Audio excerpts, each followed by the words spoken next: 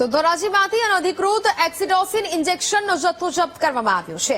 દુધાળા પશુઓના વધુ દૂધ આપે તે માટે એક્સિડોસિન ઇન્જેક્શન અપાય છે। એલસીબીની ટીમે 2.85 લાખના જથ્થા સાથે એક આરોપીને પકડ્યો છે। ફયાઝ વાલુડિયા મેમણ નામના આરોપીની ધરપકડ કરી લેવાઈ છે। સંવાદદાતા વિક્રમસિંહ ફોનલાઈન પર જોડાયા છે। વિક્રમસિંહ, ધોરાજીમાંથી અનધિકૃત એક્સિડોસિન ઇન્જેક્શનનો જથ્થો જપ્ત કરવામાં આવ્યો છે, શું મામલો?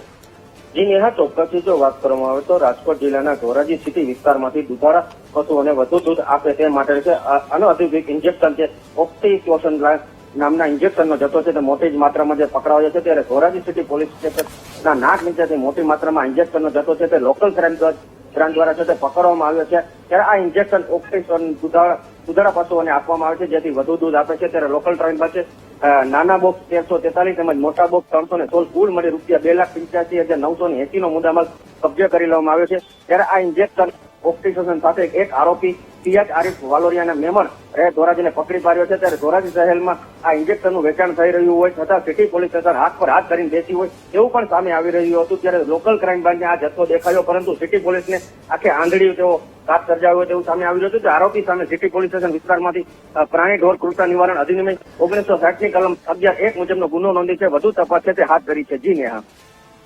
જાણકારી બદલ આભાર।